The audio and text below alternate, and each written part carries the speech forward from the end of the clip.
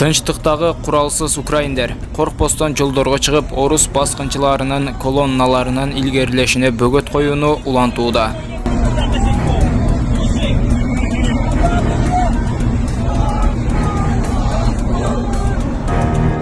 Видеонун ылдыйындагы колду басып, подписаться деген кнопканы басып, жанындагы коңгуроочонда баса кетиңиздер.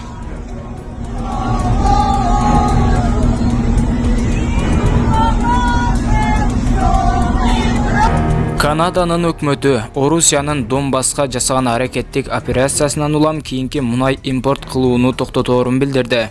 Бул тууралуу Канаданын премьер-министри Джастин Трюдо билдиргенин чет элдик маалымат булактары жазып чыгышты. Биз бүгүн Орусиядан чийки мунайдын бардык импортуна тыюу салууну жарыялап жатабыз.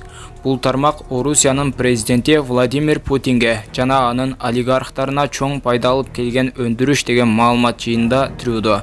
Ошондой эле ал Канада Орусиядан мунайды аз көлөмдө импортторун, ага карабай мындай чара күчтүү сигнал болорун кошумчалаган. Эске салсак, 24 февраль күнү таңга маал Украина менен Орусиянын ортосунда кырдаал курчуган. Украинанын тышкы иштер министри Дмитрий Кулеба Орусия Украинага масштабтуу басып кирүүсүн баштаганын билдирген. Буга байланыштуу евро биримдик Орусиянын Украинага кол салуусунан улам орусиялык учактар үчүн аба каттамдарын жабары айтылган. Түштүк Корея жана Сингапур Орусияга каршы экспорттук көзөмөлдү күчөтүү менен Москвага каршы эл аралык санкцияларга кошулган.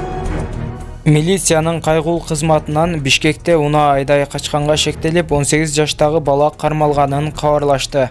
Маалымат ылайык 28 февралда саат 09:20 чамасында 102 кызматына унаа уурдагандыгы тууралуу маалымат түшкөн.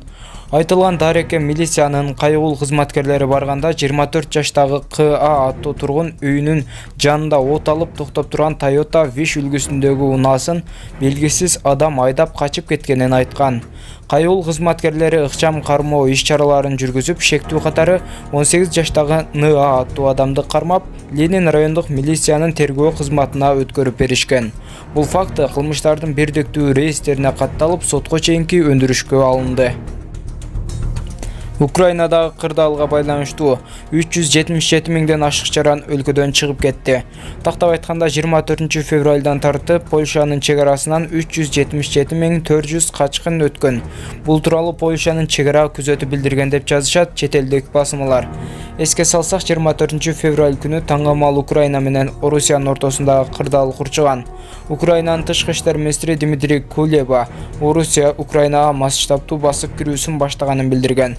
Буга байланыштуу евро биримдик Орусиянын Украинага кол салуусунан улам орусиялык учактар үчүн аба каттамдарын жабары айтылган. Түштүк Корея жана Сингапур Орусияга каршы экспорттук көзөмөлдү күчөтүү менен Москвага каршы эл аралык санкцияларга кошулган. 28 февралда Орусия менен Украинанын ортосунда сүйлөшүү орун алып, жыйынтык болгон жок.